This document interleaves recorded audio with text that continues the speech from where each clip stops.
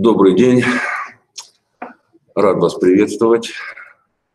И первый вопрос, на который хотелось бы получить ответ, это на каком языке вы хотели бы, чтобы было наше сегодняшнее общение.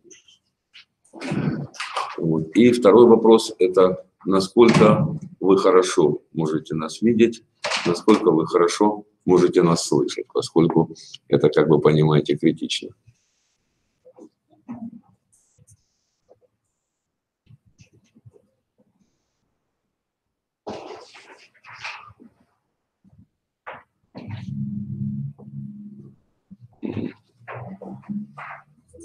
Вот, ну вот здесь получается, пока нам показывают, что идет некая техническая нестыковочка, и немножечко висит чат, вот, поэтому давайте будем тогда, наверное, все-таки, поскольку это английский язык, то давайте, наверное, будем говорить по-английски. So, hello, I'm glad to welcome you here.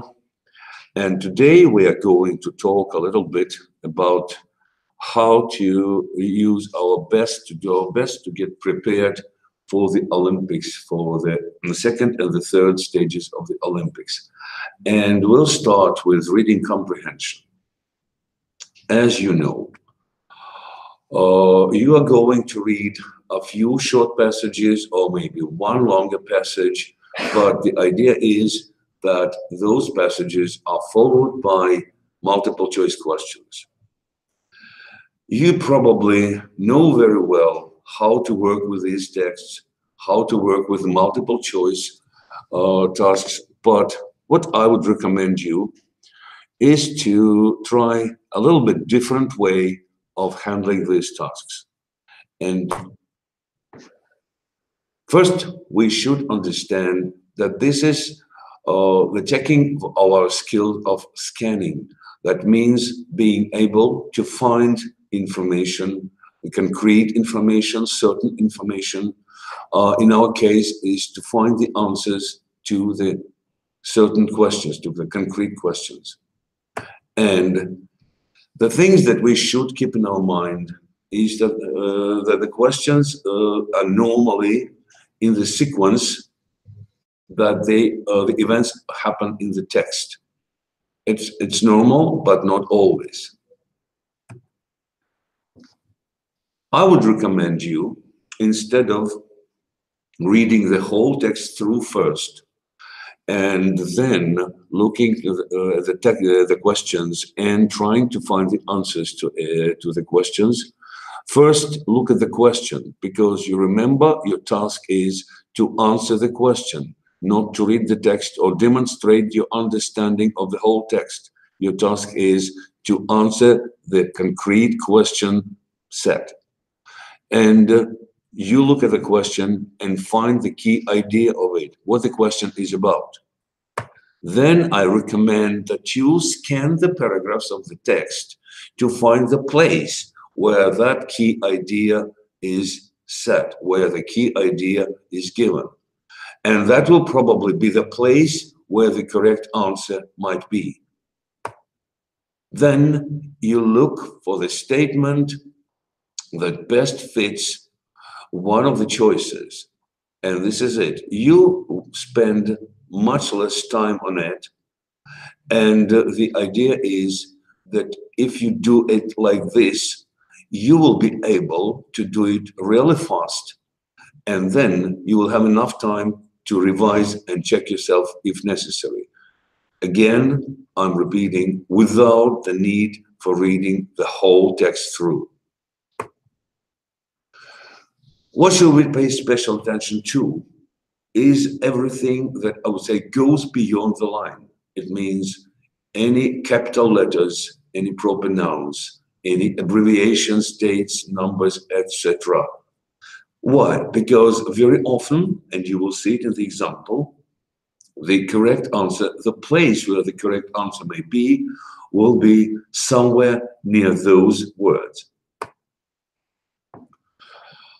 The next thing that I would strongly recommend you to do is to try a different approach in doing the test tasks.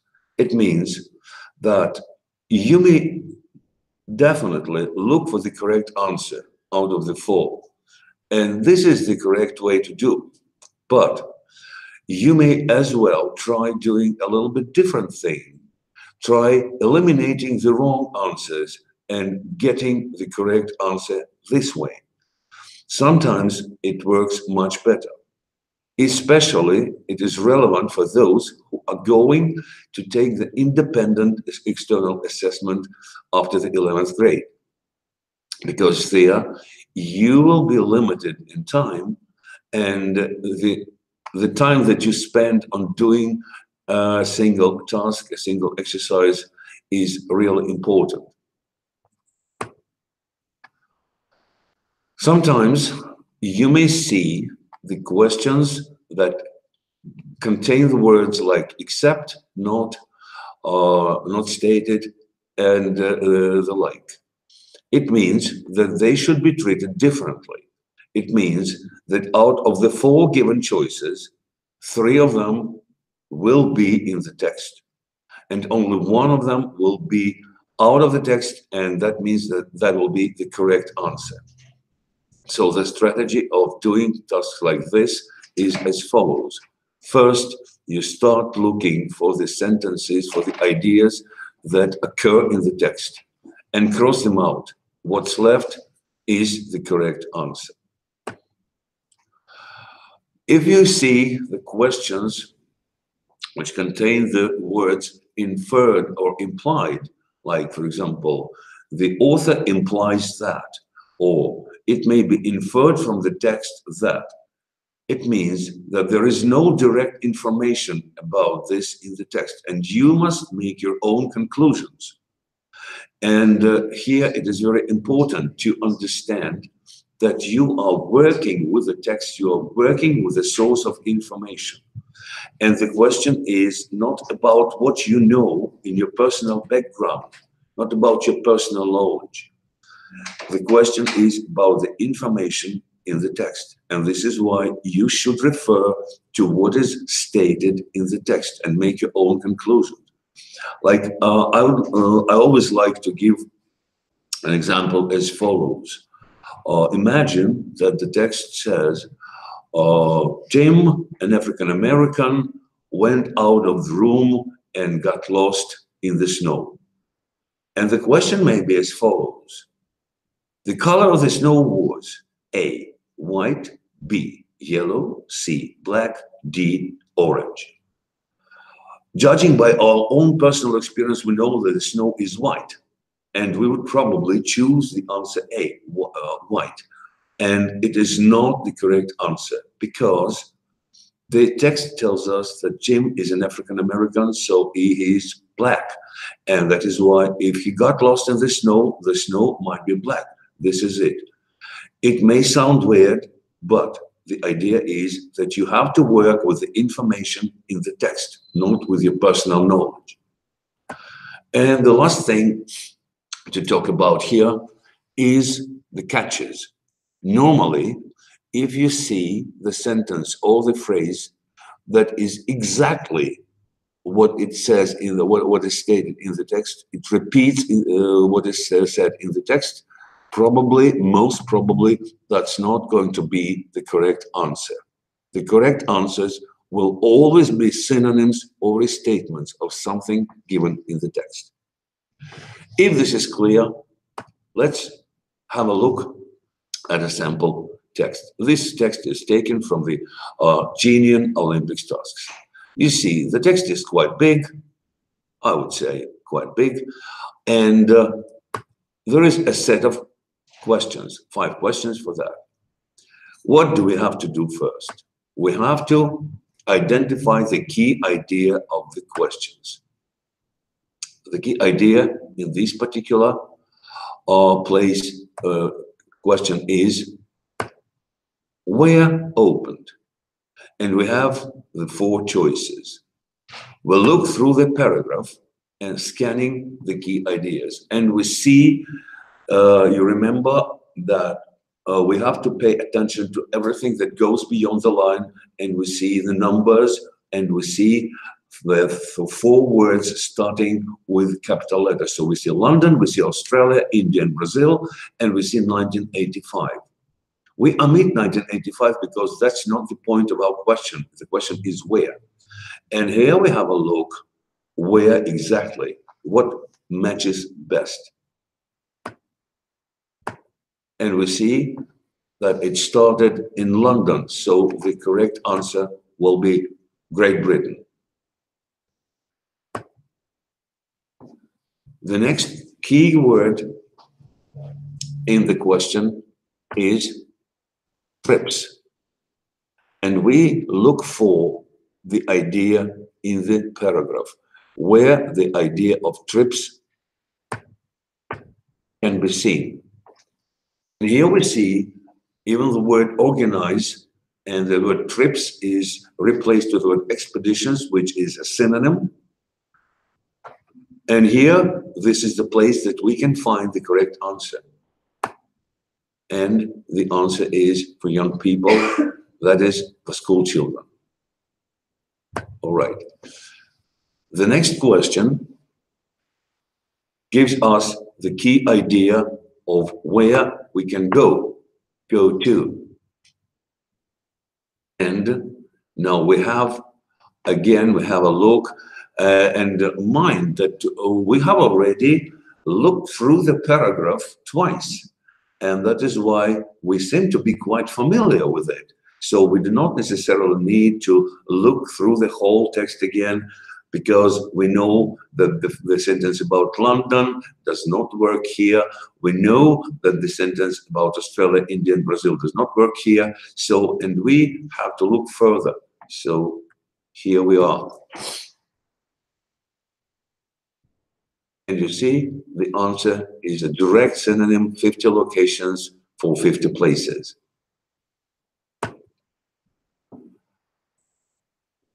The key word here in this question is the word accommodation. And you see it from the number of choices. You look through the part of the paragraph and you will find the word stay, which refers to dwelling, and you see simple huts. So with me, that means that the accommodations will be quite primitive. And the last question here is something that contains the word not, cannot participants do. And you remember the idea that 3 of the 4 choices will be here in the text. So first, what we have to do is to find those choices. And here we have to look at the options to see the idea of the options, the keywords of the options. And if we have a look, we see that playing games and football matches, we see that doing shopping is visiting markets. Socializing is spending time with people.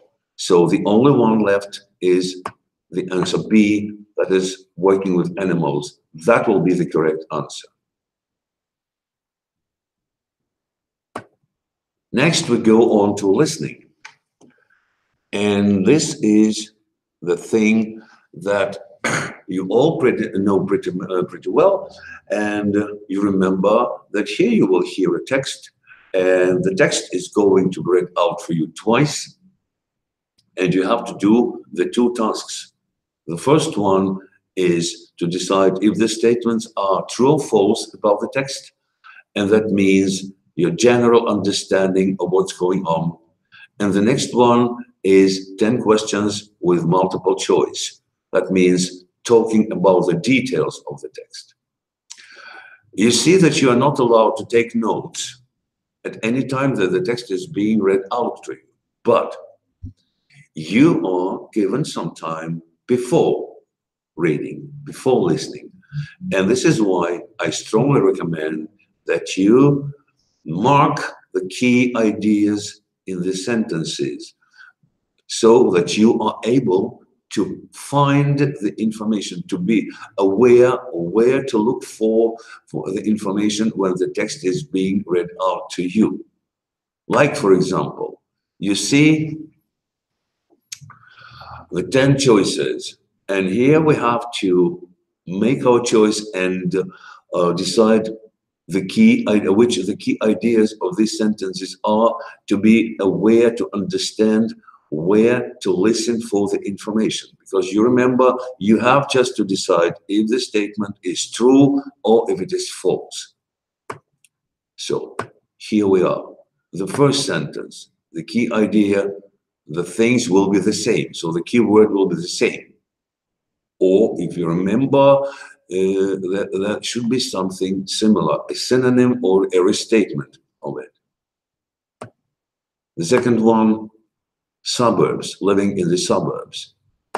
The third one is restoration process and that it's going to go on.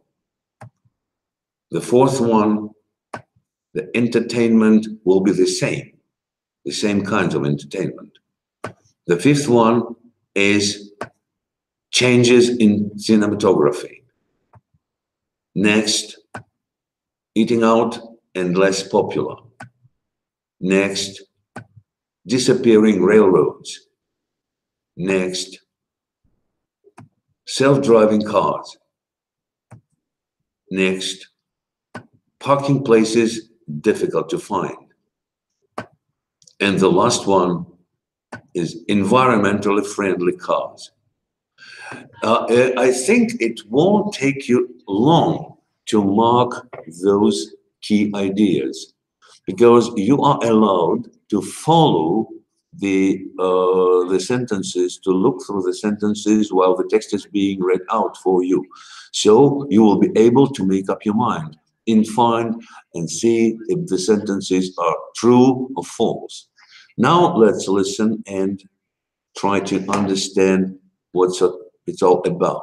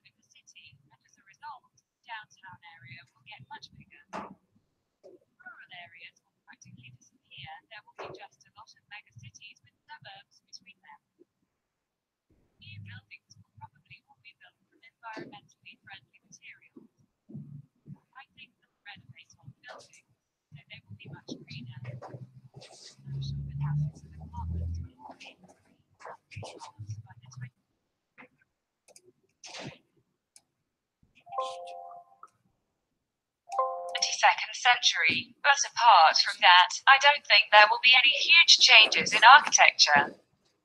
The area that I imagine may have the least changes in entertainment and going out. The main changes in this area will definitely be related to new technologies. For example, movies might be holograms so that you feel that you're actually in the movie instead of just watching it on a screen. Sort of like 3D but even more real. In spite of the new technologies, I don't think people are really going to change what they like to do for entertainment. People will still be going to the movies, going out to eat and go dancing or to listen to music. The area of transportation is where I believe the biggest changes may happen. We already have a light rail system in Dallas, but I think it will grow to cover a larger area and it will become much faster. Nevertheless, I think people will still have cars. People in Texas love their cars. But I imagine that car designs are going to change a lot. The other day I saw a prototype of a car that can fold up to fit into a very small parking space. I'm also sure that cars will be completely automatic by then, so drivers won't actually drive. They'll just program their destination and the car will drive itself. Finally, there will be no need for oil and gasoline because all vehicles will run on natural resources. Okay. As you can see, the sentences, the questions appeared practically in the same sequence that they were in the text, with the only exception. And what is special about doing this presentation, you can see only half of the text, half of the questions, and you cannot see the other half. That definitely won't happen when you are at a real Olympics, at a real contest. You will see your test paper, your test book in a whole. You will have it in front of you, so you will be able to follow the sentences while the text is being read out for you. Anyway, let's try and decide if the sentences are true or false. So here is the question, and here is what was said in the text. So you see that things will be pretty similar, and it means that it is the direct synonym of the word the same. It means that the sentence is true. The next one is living in the suburbs. And you see that the text says that more and more people will want to live in the city, and that means that the sentence is false. The third one was about the restoration process going on actually in the future. The text says renovating old buildings, and that means that restoration and renovation are synonyms. This is true. The entertainment will not change if it has the same kind of entertainment, and we see that the least changes, then the sentence is definitely true. What about the fifth one? Huge changes in cinematography, and it says that movies might be holograms, and that is definitely a huge change, so it is true. The next one was about transportation and railroads. So the sentence states it will disappear, but the railroad system will grow to cover a larger area, and that means that it will not disappear at all. Then the sentence is false. Eating out, how popular will it be? The sentence states less popular, and the text says that people will still be going out to eat. It means the sentence is false. Self-driving cars. The car will drive itself, so practically it's a repetition, and that means, of course, that the sentence is true. This is the most difficult sentence, the most difficult question to find the answer to. Yeah, and you see that the text says a car that can fold up to fit into a small parking space. That means there will be no problem with parking, and that is why the sentence is false. And the last one, probably the easiest one, it says that all vehicles will run on natural resources, and there will be no gas, no gasoline, and that is why the sentence is true. This is what about the first part of the task. As you probably have noticed, while you are listening to it, while you are following the sentences given, you keep in mind what the text is about. So you still keep some details in mind, And in this respect, when you are given some time to look through the before the second reading of the text, you have a chance to look through the multiple choice questions, and probably you will be able to identify some ideas, or maybe even give some or predict some possible answers. This is a very, very important thing to do, to be able to identify the key ideas, because it always helps you to save your time and to get right to the point, to get right to the spot, instead of looking through the whole massive of material. So let's try.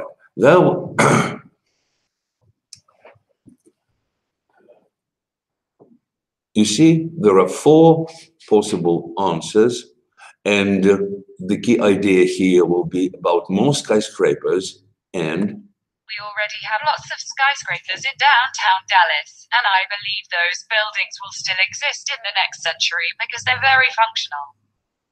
I mean, there are lots of buildings still around from the last century, right? I think the main change will be that more and more people will want to live in the city, and as a result, the downtown area will get much bigger. So, as we can see, the skyscrapers in the text are believed to be very functional, so the correct answer will be answer B.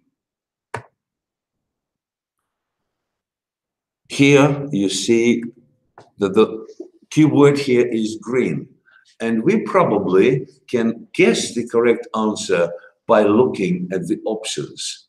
And probably out of the 4 options given, the most probable one will be the option C, eco-friendly, because it refers to green. And this is what I mean when I say that we can predict the correct answer just by the way the question is put. And let's listen. The new buildings will probably all be built from environmentally friendly materials. I think they'll renovate old buildings, so they will be much greener. I'm sure that houses and apartments will all be green and smart by the 22nd century.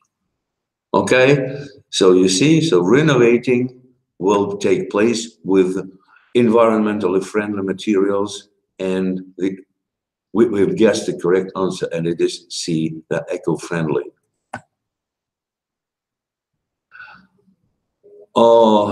This question probably is possible to answer right away, because we've already done 2 sentences, 2 questions that refer to the idea in this question. And if we keep it in mind, we probably will guess. By the way, can you try and guess it right now before I start playing it? What is the area that will develop more? What is the area that will become bigger?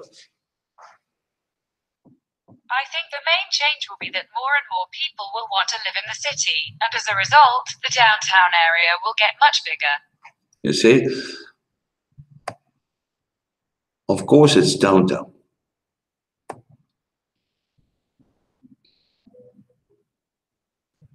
The key word here is architecture and new developments in it.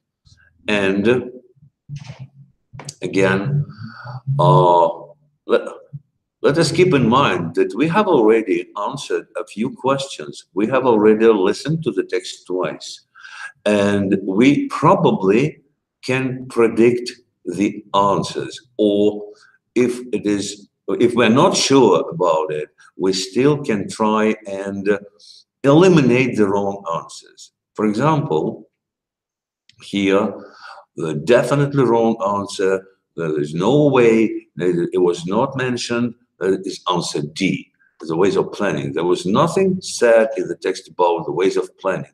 So we have to choose out of the 3 instead of out of the 4. The new buildings will probably all be built from environmentally friendly materials. And you remember, we have already answered the question that contained the same sentence. So The thing is about building materials, of course. Here you see, this is the question that we have already discussed in the reading section, because when we say that something is not mentioned, we mean that 3 out of 4 are mentioned in the text. And this may be tough a little bit, but still. The area that I imagine may have the least changes in entertainment and going out. The main changes in this area will definitely be related to new technologies. For example, movies might be holograms so that you feel that you're actually in the movie instead of just watching it on a screen. Sort of like 3D but even more real. In spite of the new technologies, I don't think people are really going to change what they like to do for entertainment. People will still be going to the movies, going out to eat and go dancing or to listen to music. So we've already mentioned the question about movies. So we can decide that cinemas is something that was in the text. We had already spoken about the idea of going out to eat. It means that the restaurants probably will not be the correct answer. And the last thing that we have to choose from are the 2 things, the theaters and discotheques. And definitely if we go dancing, we do not do it in the theater, so the correct answer will be theaters, B.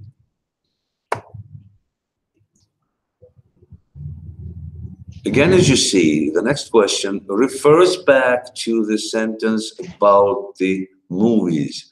And we've already discussed that in the previous sentence, in the previous question, and a couple of questions before. So we probably may be able to give or to predict the correct answer. So what are the possibilities of new technologies? Have you made up your mind? Now let's listen. For example, movies might be holograms so that you feel that you're actually in the movie instead of just watching it on a screen. So you see that there is direct information about the screens that will become unnecessary because you will feel like actually in the movie.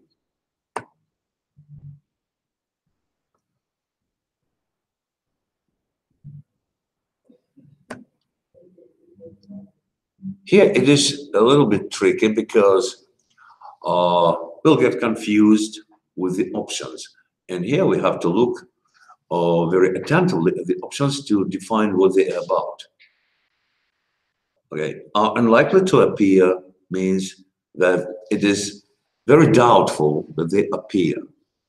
May appear, this is a very low probability, like that, a low probability that they will appear. They may appear, they may not. They will certainly appear. It means that we are definitely sure it will happen. And unlikely to appear is a little bit stronger than may appear, but still it's some sort of probability. And I don't think people are really going to change what they like to do for entertainment. People will still be going to the movies, going out to eat and go dancing or to listen to music.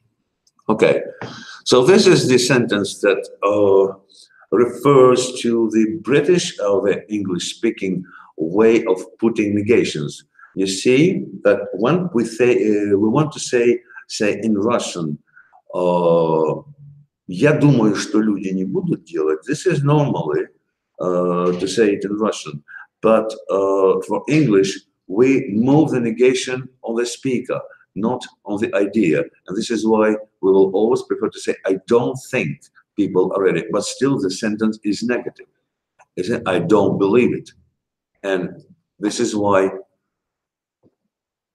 I think that they are very unlikely to appear, because I don't believe it.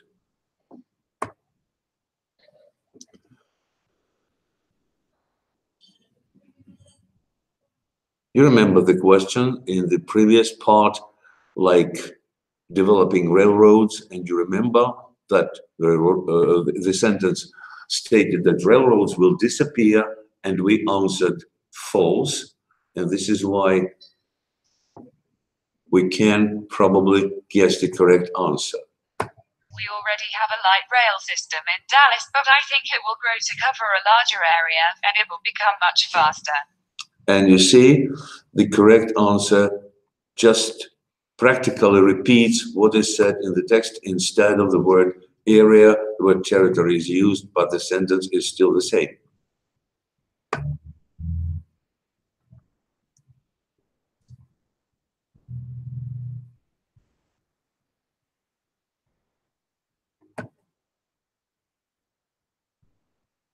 The key word here is the prototype of a car. It means that the car does not exist yet, but it's in the project of engineering, and some way is going to be built somewhere in the future, but it does not exist. The other day I saw a prototype of a car that can fold up to fit into a very small parking space. And you remember we already answered that question, and that was the trickiest one about parking spaces that were difficult to find. And here, what the car can do is it can fold up, and the key word here is transforming, folding up, so getting itself much smaller. And the last question here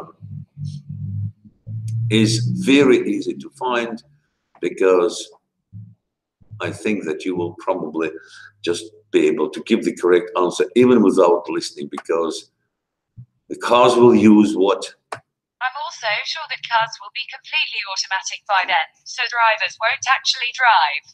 They'll just program their destination and the car will drive itself. Finally, there will be no need for oil and gasoline because all vehicles will run on natural resources. So, of course, again, there is statement, natural materials and natural resources. So, here I believe that you have got the idea. Of course, it is not necessary just to listen and to say, okay, I got everything, I understand, I know everything, and I'm able to do this. Of course, you need some practice. This is why the first thing that I would advise you to do is to start trying to identify the key ideas in the sentences in the text that you work with, be it during your classes or be it at home. But try first to start identifying the key ideas of the sentence. It means try to limit the sentence to fewer words that still have the same meaning.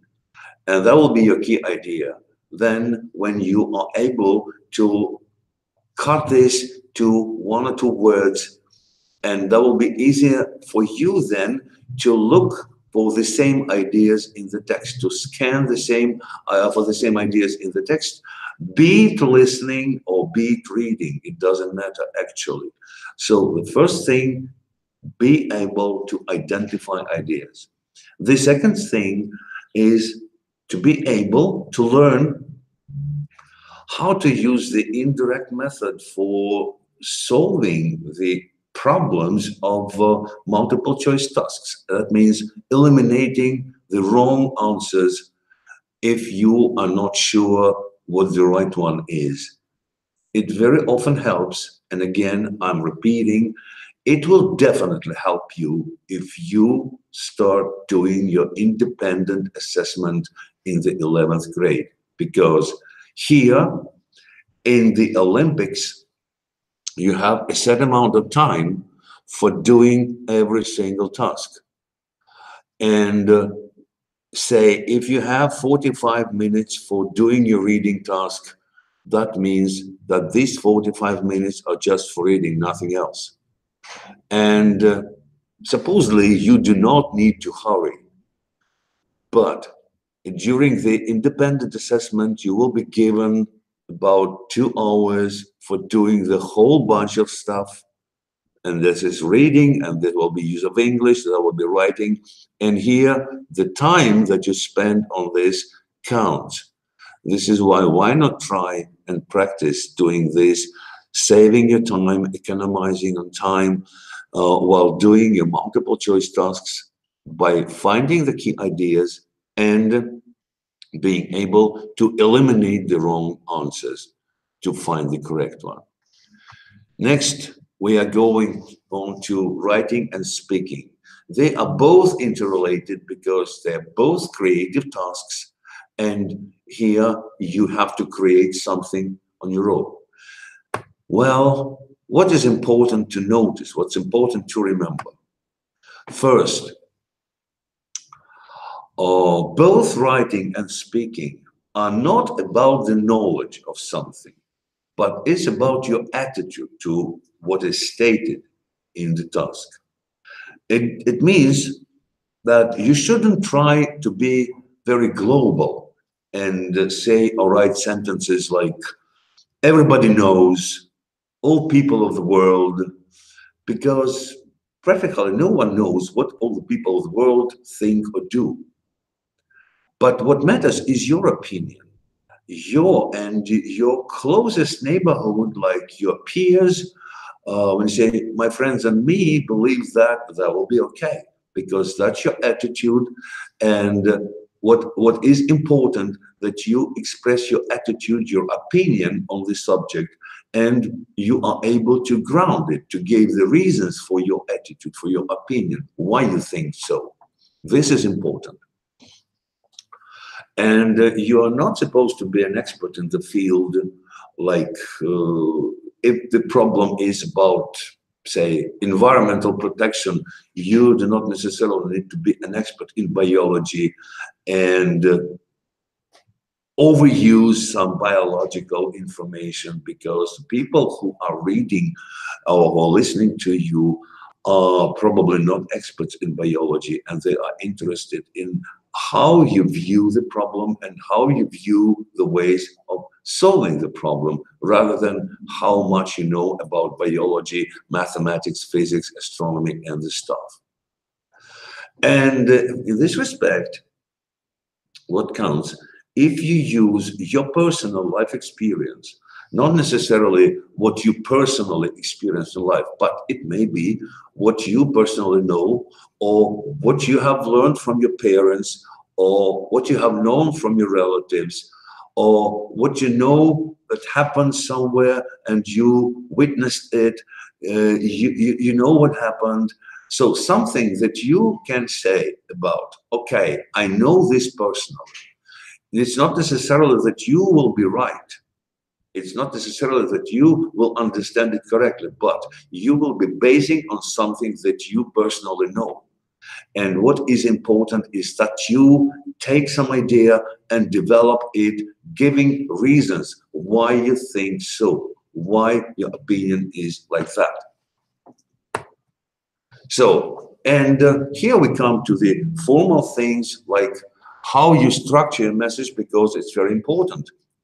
You have to make your message easy to understand, be it listening when people listen to you, or be it reading when people read you. So every message, you may say that whatever you're going to say or write is something like an opinion essay, so where you express your opinion on the subject. And it normally contains of the three parts. The introduction, where you introduce the reader or the listener to the topic you're going to speak about. Because you cannot just come and say, environmental protection is very important. What for? Why are you talking about environmental protection? So you have to first introduce what you're going to speak about. And then you present your idea about it very briefly. You just give the outline of the idea. In the main part, which is also called the body, you discuss the idea that you presented. You give the arguments, you give the arguments for it, you give the arguments against it, you explain what you mean, you explain your opinion, you ground your opinion.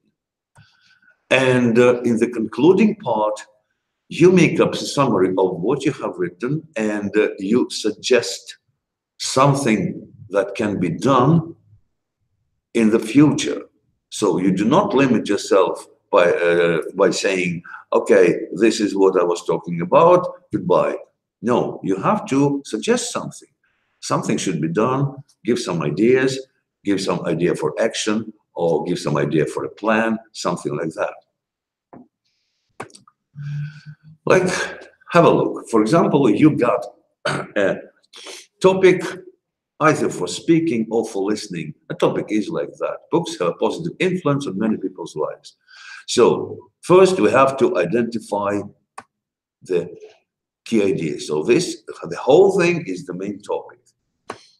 This is the idea to discuss, positive influence of books. So this is what you are going to speak about. You may agree with it, you may disagree with it, but this is the idea to discuss. Not how many books are published in the world, not how many books you have read in your life. No, not that. But what is the influence of books on people's lives? And of course, in this respect, we must not forget that you and I and anyone else cannot speak for the whole people, on behalf of the whole people of the world. Nobody can. You can speak only on behalf of yourself, maybe your friends, maybe your parents. So when we're talking about influence on many people's lives, it's a tricky thing, and you have to understand that this means that first of all, you should speak about yourself and your closest neighborhood. And those are three subtopics that are normally given, both in reading and in speaking. And again, you see that the red font, the red print, gives the main ideas to speak about. And this is those are subtopics, and what is important, they have been covered in separate paragraphs, 3 separate paragraphs, because here we go next. These things are paragraph key ideas, and now we get to the idea of a paragraph. What is a paragraph? Why are texts structured in paragraphs? Because you may be wishing to set a few ideas. Actually, you are supposed to do like that because you are given 3 ideas to cover, and not to confuse the reader, you have to, or not to confuse the speaker, the listener, I'm sorry, you have to divide your whole text, your whole massive information into some clusters, which are called paragraphs. So, and they present the one idea. And it consists basically of a topic sentence which states the idea that you are going to cover. It has supports to the idea, and it has the summary sentence that restates the paragraph idea, or says it in different words. Now let's have a look at the example. For example, you give a sentence like your sentence, topic sentence in the paragraph is, boys are better sportsmen than girls. How do we go on then? How do we develop the topic? The best idea is to put the question, why? Why better sportsmen? And by answering this question, by answering the question why to the key idea, you develop your support. And here, for example, you may get like 3 words, you remember 2 or 3 supports, and you can build your sentences using, of course, using linking words or phrases like, first, most of the boys are faster than girls. Then, boys are normally stronger. And third, or finally, boys have more stamina. It's, for example, you understand it's very primitive, but still, you have the topic sentence, you have 3 supports, you have the supports that are linked with the linking words, and here you have to finish your paragraph somehow, and that is why you give the summary. That is why coaches prefer boys for doing sports. This is it. Of course, it is very primitive. It is very simple. But I do hope that you have got the idea, the overall idea of it. And again, I would like you to practice, to do the practice, like creating, taking some sort of a topic, getting the key idea of it, and trying to write a paragraph on it. Like on the left part of your sheet of paper, just put the topic sentence, below put support 1, support 2, support 3, summary, and then put the ideas, write the sentences, think how these sentences can be combined using what sort of linking words, and then you get a paragraph. Okay? What about the introduction paragraph? So we have to, when we start writing or when we start speaking, we have to first catch the attention of the speaker or the listener, or the reader or the listener, I'm sorry. How do we do that? We use the sort of thing that's called a hook. We hook our reader, we hook our listener by doing what? First of all, it can be a rhetoric question, the question that does not need an answer. Like, for example, do you know that boys are better sportsmen than girls? Okay, nobody understands, everybody understands that there is no answer necessary and that you are going just to introduce the topic by that. So that may be a quotation. It is very good if you learn and keep some quotations on a few topics in mind and use them if necessary, if they are appropriate in this particular situation. That's not a bad way to start your introduction paragraph with. It can be a piece of statistics, again, and here I'm going to say the thing that will probably, I will be punished for it, but still, if you do not have a statistics at hand, why not invent it? Because nobody is going to check. While you're talking, for example, do you know that 80% of psychologists believe that? Who will check you? Is it 80%? Is it 70%? Is it 10%?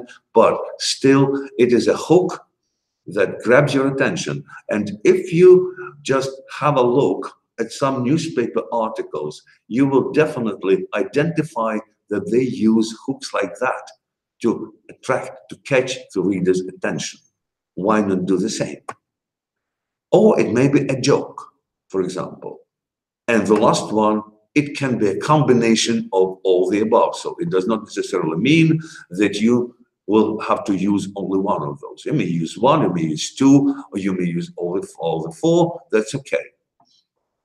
Then, after you catch the attention of your reader or listener, you state the idea, so what you're going to talk about. And next, you finish your introductory paragraph with a preview, the brief preview of the subtopics that you are going to cover. And then you go on to the body. And here you see there is a useful hint. And this is a hint that was given to me by people who took the TOEFL test, which requires a lot of writing, a lot of creative writing. So, you see, here we have two paragraphs, the structures of two paragraphs, the introductory paragraph and the concluding paragraph. And you see that they are pretty much alike, aren't they? And the advice was as follows.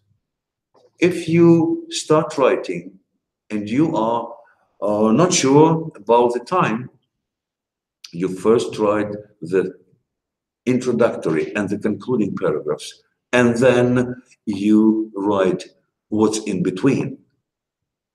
Because you will, even if you miss, if you're short of time and you cannot put all the three subtopics into your paragraphs, then still you will have the finished structure. You will have the beginning, you will have the ending, and you will have the body.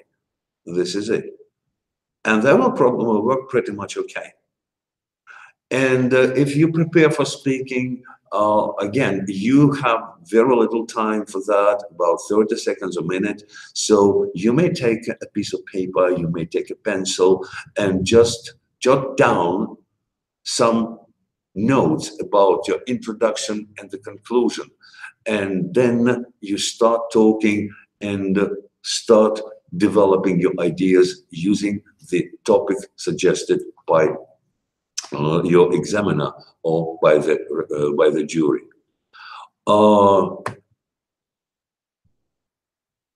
What about the body paragraphs? They are very much the same, you see.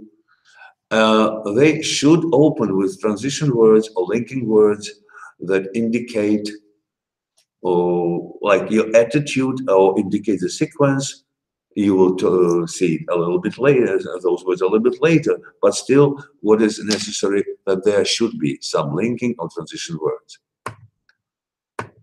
Here they are.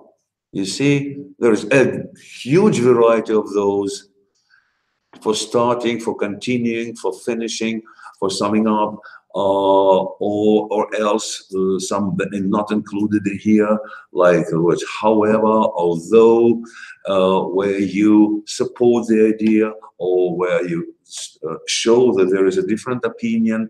So there are tons of those words, and the idea is that you use them in every possible manner. Now, have a look at this funny task. Like there are the words that do not exist in the real English language. And I'm going to prove that we are able to write a pretty fine piece of essay, do a very fine piece of writing, even without understanding what it is about. Yeah. So this is the main idea, like the first paragraph about Freppedone is a matter of good transtrake. Then are 3 subsequent paragraphs. What do you think? So the first paragraph, you're supposed to express your opinion.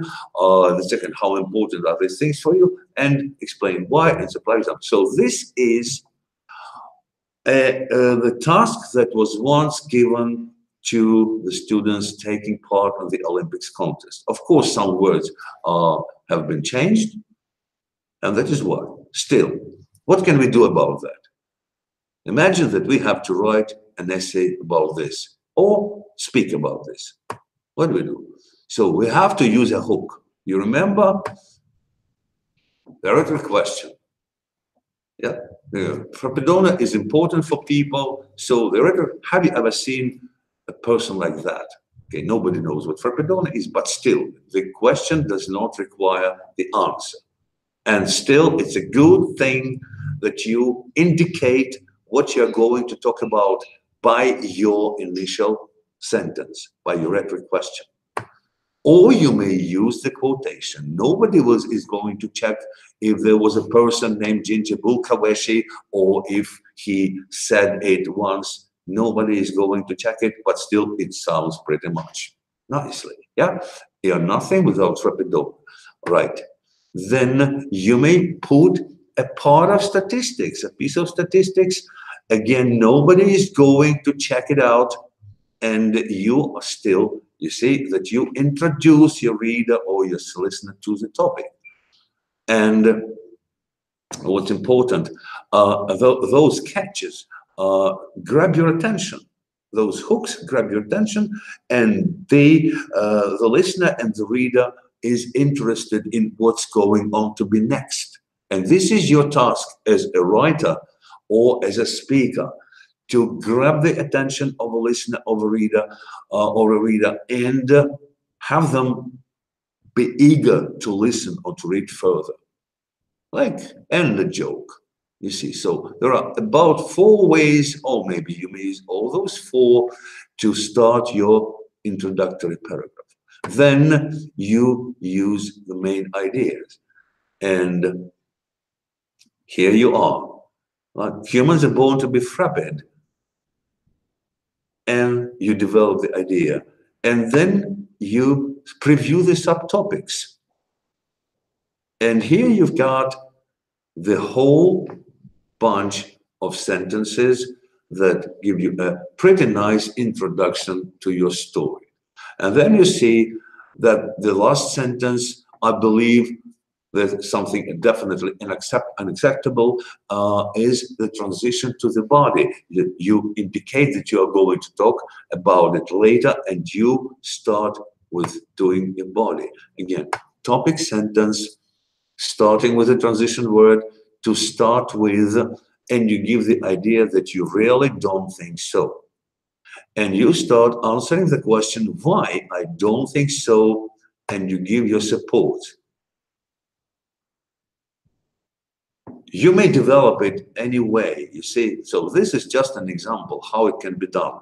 You may give support to, and again, you see all the supports, they start with transition words, like as a matter of fact, in addition, what is more, moreover, and you finish your paragraph with another support, which is given in green, and you restate your idea in different words. I really don't think so, or I feel sorry for the people. There's something quite close in meaning. You see? So now let's move on to some speaking tips. When you speak, first, be social. What does it mean? It means that when you start talking, you talk to the people. You do not talk at people. So you are talking to the people who are listening to you, and there are a few people, and they are interested in what you are going to say. When you start just reciting the topic that you learned by heart, you're not talking to the people. You're not talking with people. You're talking at them. And it doesn't matter if there are people in front of you or if there is a wall in front of you, and people just feel it, because when you speak, one of your tasks is to be as communicative as possible. So try to interact, even if you don't ask any questions, but try to interact, because there's body language, there's the sign language, there's facial expression, and when you use all of those, you start indicating that the opinion of those who listen to you is important. So you interact with them in this way. Of course, your talk should be organized. Again, when you start talking, make a catch to get the audience attention, and to have them listen to you further, and to know what to expect, because it's important, because I'm listening to you and I want to know what you're going to talk about. So what I'm going to expect. Maybe I'm not interested in it at all, and it is very important for you.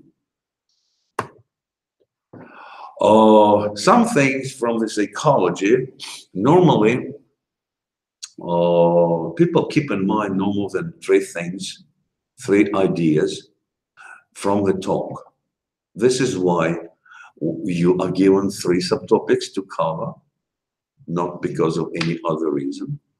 And this is why you should be able to cover those 3 topics, so that those 3 ideas were in the minds of those who were listening to you.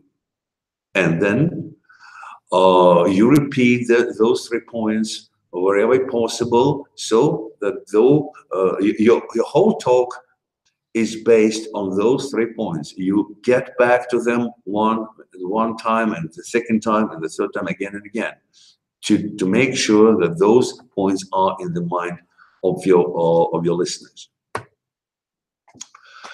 Appropriate language is very important. Opening linking phrases, okay, so transition words, they are absolutely necessary, not to make your speech dry. And like encyclopedia-wise, nobody cares of listening to encyclopedias. We are going to listen to people. And this is why, first of all, you should use those transitional linking words to indicate the sequence, what the sequence of your story is, to let us follow it. One more important thing is that using a figurative language is absolutely important because it shows your ability to master the language, to operate the language to the full, and use a whole variety of it, to be emotional, because when you use appropriate vocabulary and when you use appropriate grammar, when you use appropriate synonyms, it shows it's emotional. And what we remember is emotions. Your talk may be very nice in the meaning. It may be very nice. It may be very wise even. But if it's not emotional, it will seem dull and boring, and nobody will be listening to you. Just remember about it. Do not as you see, you share something with a group of friends. Imagine that you're talking to a group of friends and use the language appropriate for that. Do not try to avoid words like basically and this stuff, because they do not add anything to the impression about you. And when you want to say, just be silent, or use some transition word, or use your opinion. I believe, I guess, I think, or better just keep silent. Okay? And there is a 10-second rule. It is not necessarily that it's going to be 10 seconds. You mean 5 seconds. Just when you are about to talk, just take a slight pause, think a little bit, take a deep breath, and the speaker, it means you, will have the opportunity to feel prepared, not necessarily to get up, to feel prepared for the talk. And the people who are listening to you will see that you are confident and you start talking, and they will be interested in what you're going to say. So if you probably have any questions, I'm not sure if we have our chat on, you're welcome to ask your questions, and we will probably be trying to answer them since we have just some time left. If you have any questions, you're welcome to ask them. Please write them in the chat room, on the chat board, and they will be given out to me, and I will try to answer them.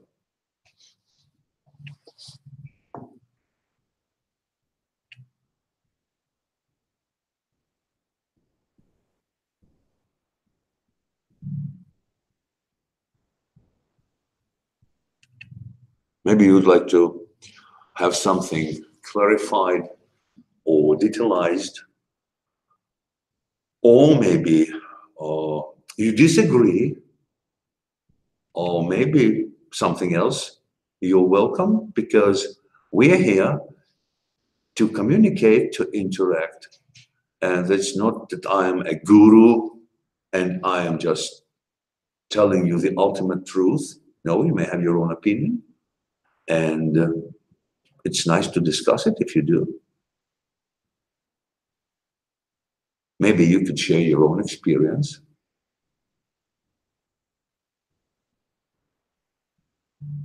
I believe those are people who have already, at least some of the people, are those who have already taken part in the Olympics, and they have their own experience. So maybe you are trying, we'll be trying to analyze, and maybe you disagree, or maybe you agree, maybe you know some of these strategies and they sounded maybe helpful for you. That's okay. Share it, or maybe some different opinions. Are there any? We have, I would say, maybe 5 minutes or so.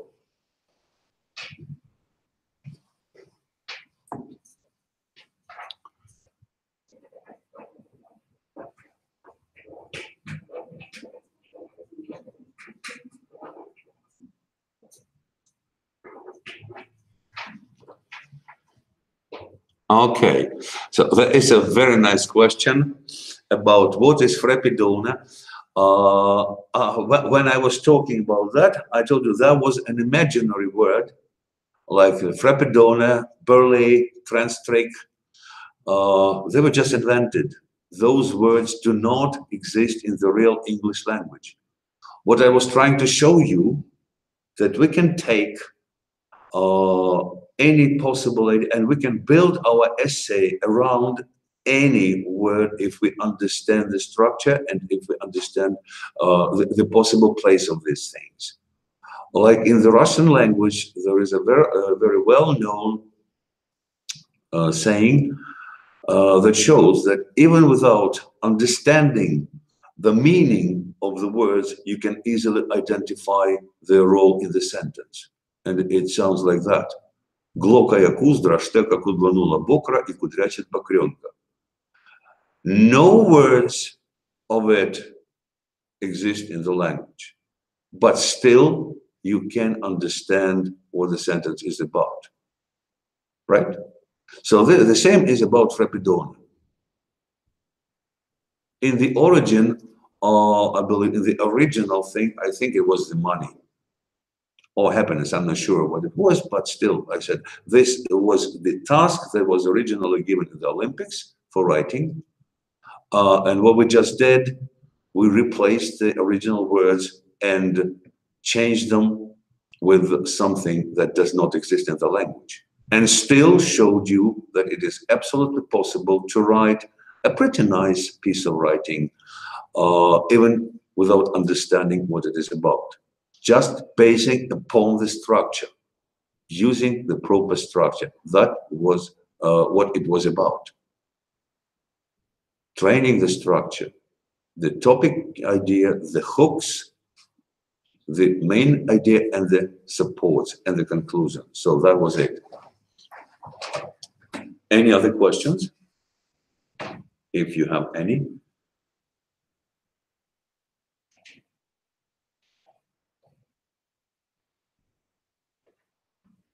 The problem of chats like those is that very often the speaker, like me in this case, does not necessarily or is not necessarily able to see the reaction or the response of the audience. And now what's happening, I cannot see you, and there is another person over here who is sitting and reading your chats and writing them down on a piece of paper and showing them to me, and I'm responding, okay? The topics of the Olympics. It depends, but you see, there are a few basic topics that you study at school. And any topic that's going to be during the Olympics, be it a speaking topic or a writing topic, those will definitely have something to do with what you already learned. It may be about yourself and your closest neighborhood, your relatives, your friends, your family. It may be something about the environment, about the place you live. It may be something about school, absolutely. And anything that refers to it, because school is books, school is languages, it may be family relationship, or it may be your future career, like what you're gonna do.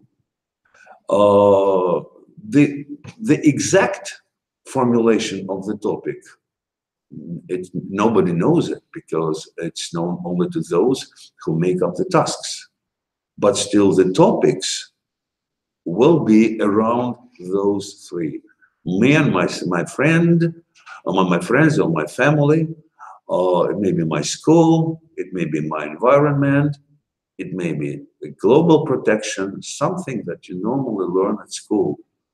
No topics that will be out of reach. What is more, there always will be a choice for you, because in speaking, you are given a chance and you get 3 topics and you choose the topic that is closest to you, that you feel is best for you to speak on. And in writing, you are given 3 possible topics, and again, you choose 1 out of 3. So you are always able to choose something that is closest to you at that particular moment. Not necessarily what you will expect, or not necessarily what you like, or not necessarily what you wish, but there always will be a choice, because the topics will be on different things. Yeah, nobody knows exactly what the topics are going to be about, but you may use the archive, you may use the books that were published. There were tons of books published about the Olympians, and you will be able to have a look at the topics, how they are formulated, what the subtopics are, and make up your own picture, what this can be about. This is the best answer that I can give. Any more questions? Because I think we have about 1 or 2 minutes left, no? Something like that.